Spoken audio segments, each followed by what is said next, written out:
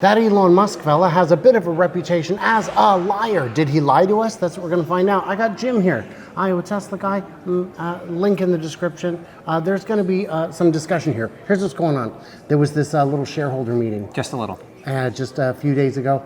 And there was some discussion of a whole bunch of things. And already in the comments, already on social media, I'm getting people saying, these are lies. So we're going to address what we think the reality is and what's actually going to happen. I'm Brian. Welcome to Future Alza.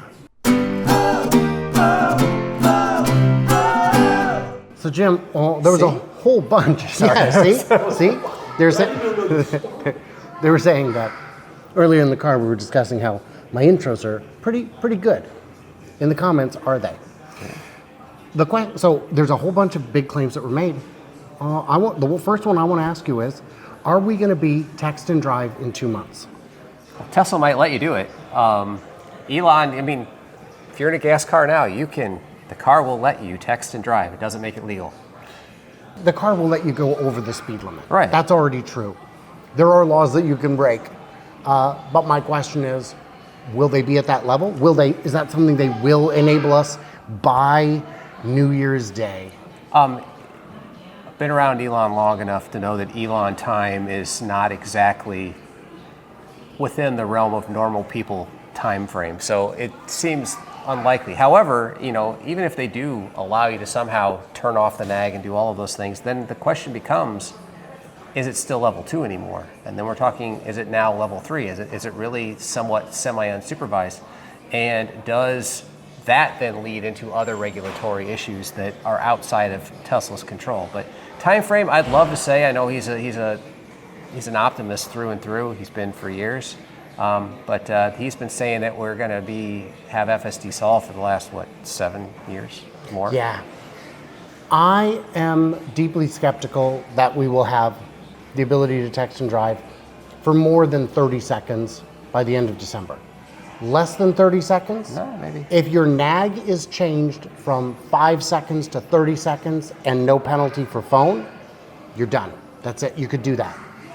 But like you were saying, that could introduce the question of, is this level 3, and if so, who's liable? I mean, I don't even need texting. What I really wanted to do is allow me to pick a new song off of the nav, or change where I'm going, or adjust the volume, do something on the screen without it yelling at me. I mean, right. It seems like it should at least allow you to do that, because right now we're and he acknowledged this, you're kind of forced to turn off something that is inherently making your car safer, FSD, doing the thing that's not safe just so it doesn't yell at you, and then turning the thing back on again. And I think that's a real problem, and I think if they can somehow address that, we're going to be better off. So your thoughts on that in the comments, guys, let us know. Next one I wanted to bring up, this is a much bigger one, and this is beyond our official scope, because this is getting outside a bit. Their own chip fabrication. That's a big one, because batteries are hard to make, and they didn't have the greatest success with the 4680. It's still ongoing. Chip fabrication is much harder. It seems like a stretch, although Tesla's done a lot of things that we thought couldn't happen. I mean, I saw a robot dance on its own. Now, it might be a little smoke and mirrors still right now. It's still a long ways away from production. But the idea of having a humanoid robot that is effectively the same size as a humanoid just a couple of years ago was a crazy idea. And they did it. But chips, that's a big deal. Chips is very difficult. You could burn through the entire cache pile and not accomplish it. Agreed. And now he's talking about not only just a gigafactory, but a terafactory, I think is his words. So we're looking at a scale huge. And I understand as a CEO, he says you got to look at where your bottlenecks are, and we need to address them. If the rest of the world can't produce enough, we got to do it ourselves. That's pretty ambitious. I mean, these chip manufacturers, especially in Taiwan and Asia, they've been doing this for a long time. And forever. They know how to get this stuff done really well. And no one, frankly, anywhere else in the world can really do it all that well. To just have that moonshot kind of comment saying we're going to get into chip making, if they can do it, then, I mean, awesome. But my question would be, if they can do it, why wouldn't Apple have already done it? Exactly. Why wouldn't their existing suppliers scale up? Right. They're in a much better position to scale up the business, their own business, to make money, with assuming that they get these contracts with Tesla. So there's got to be some sort of reason why that there's a limiting factor to their ability to scale. And huge kudos, not once or twice, but I think it was about 3 times Elon mentioned the limiting factor. I assume he meant Jordan Giesecke. Oh, of course. But maybe not, because it was in the context of chips instead of batteries. But I choose to believe Jordan Giesecke, very much a friend of the channel and a fun guy. I would like to hear your guys' thoughts on the chip fab situation, and the question is, who should I even be talking to? Now, we've got a couple more to go through. Do you want to talk about April 1st? The Roadster. Yeah, Well, it may be an April Fool's joke, it may. but who knows what kind of the demo is going to be. And it could be just a demo. Now, what he said was, if you take him at face value, is that April 1st, there's going to be some sort of event. They're going to show the world what this thing can do, and it's going to be something very special. And then he said that production would ramp over the next 12 to 18 months, I believe. So we're looking at least 2 years, really, again. And it's been, we announced it was 7 years ago. So we're going to have almost a decade amount of time. I'll see it, I'll believe it when I see it at this point. Yeah. Elon did say in the shareholder meeting, it is not part of sustainable abundance. I thought that was a great comment, and it's absolutely true, but I bet it sure is fun. I hope it's fun. I feel this much sympathy for the folks who put 50 grand down, gave an interest-free loan for 7, 10 plus years, when they could have made instead $20 million in Tesla stock. But Yeah. hey, if you've got $250,000 to put down, and a lot of people only put 50,000 down, still a little rich for my blood. And my blood is 40% butterfat by content. So, and True that's statement. It's volumetric, not gravimetric, so it's not that bad. What you got to look at there. So there's one more big one. Are we going to see AI data centers in space? I'm deeply skeptical. I think you could tell by my laugh, I'm also deeply skeptical. Where's the value? And I know he says it's all about capturing the sun. The sun, by volume, by energy, is the biggest thing in the entire solar system. Absolutely 100% true fact. But we get a lot of sun here on Earth, and it's relatively easy to build something at ground level as opposed to trying to stick it up in the sky.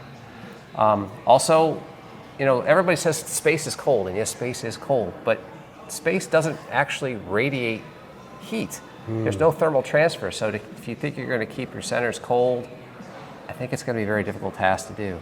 Unless he's obviously smarter than me, but unless there's something he didn't quite connect the dots with that I'm not doing. It just seems like a stretch. It seems like a way for him to justify in his head, maybe to keep rocket production going, his rush to be an interplanetary society. Maybe there's some connection there as well. That we're going to have space-bearing data centers in order to make a Mars-based civilization work. I don't know.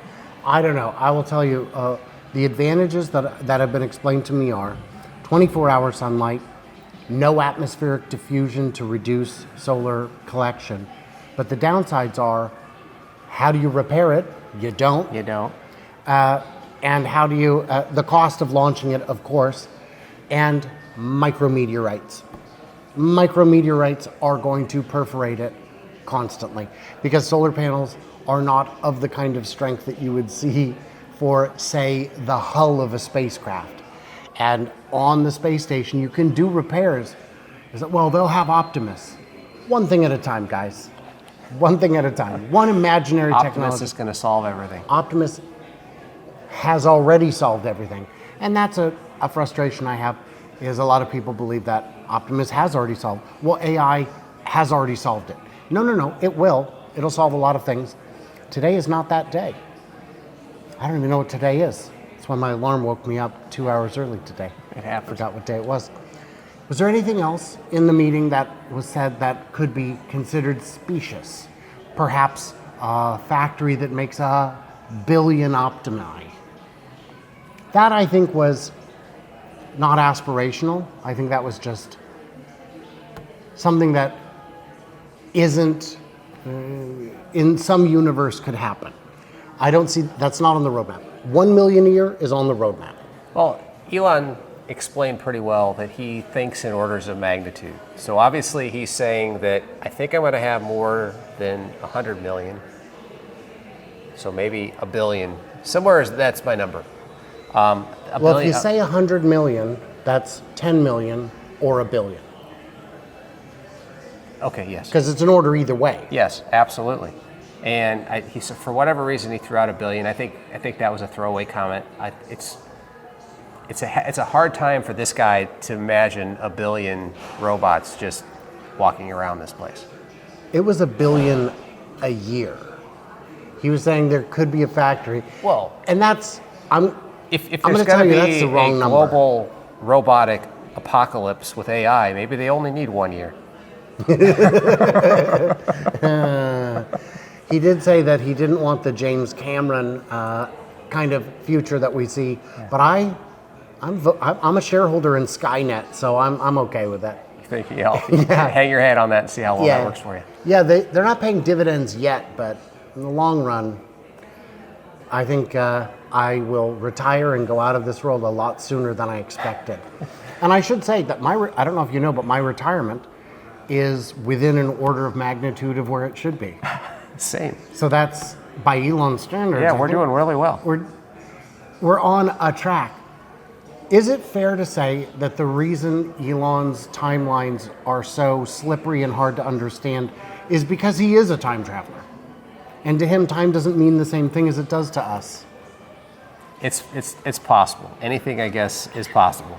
Time will tell. So I will just tell you, as a time traveler myself, the Time Council doesn't allow us to tell. So NDA. I am allowed to disclose that I travel forward in time very slowly, but with the side effect that it ages me terribly. Yeah, it sucks. I mean, and I've got people who can vouch for, I'm a time traveler. You saw me in the past, and now I'm here. Which also makes me a space traveler. So anything else in the meeting that was perhaps difficult to comprehend that we may not see? I would say the semi-objectives appeared very reasonable and realistic. The thing that, no, I mean, as far as difficult to comprehend, no, but what I will say on a positive side, yes, there were a lot of positives and focus that I haven't seen from him in a while. Yeah. The focus on robotaxi, focus on Optimus, focus on Tesla as a company, and that's refreshing to see. That focus seems to be back. The mojo and whatever he has, or the excitement that he has to make Tesla as best as it can be, seems to be back. He's Elon. Elon is he's gonna be the Babe Ruth and call a shot. And whether he strikes out, we don't know. And time will tell.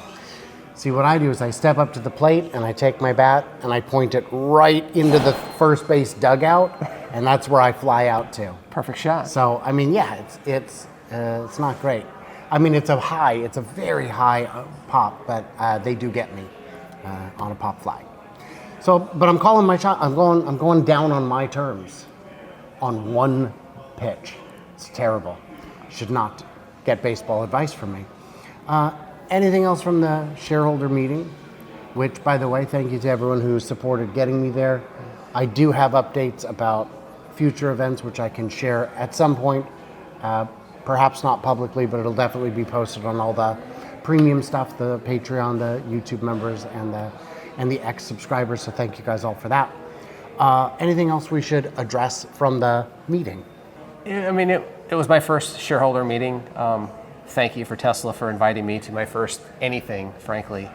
It was a good time that, despite of what you felt about what Elon said, the best thing that happened this weekend was, frankly, the community. The community within the Tesla group is just fantastic. It's unlike anything I have ever seen.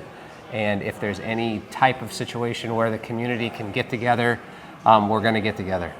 And I'll tell you, in case you couldn't tell from the videos, we go from hangout to hangout to hangout. Yeah. And people are like, boy, I really need to get back to the hotel and have a shower. You do that. We'll go sit in the lobby and make a video. Yeah, if you like sleep you probably should think twice about coming to these things. But don't you know, I will sleep on the plane. Really? No, I always say that I will. Everyone says they're going to sleep on I the never plane, sleep on the plane. and no one does. I've managed to get several hours on a couple flights, a couple times, and definitely not because of my medicinal gummy bears. Guys, in the comments, what did we miss? What did we misunderstand? Leave it. I beg of you. Nay, demand it. Everybody else, like, subscribe, do what you do. Head over to Jim Spencer, Iowa Tesla Guys channel. Link all up in that description. And stay tuned. Stay juicy. And I cannot wait to hear from you clever robots, perhaps next week in Tampa for Cyberfest and Furious.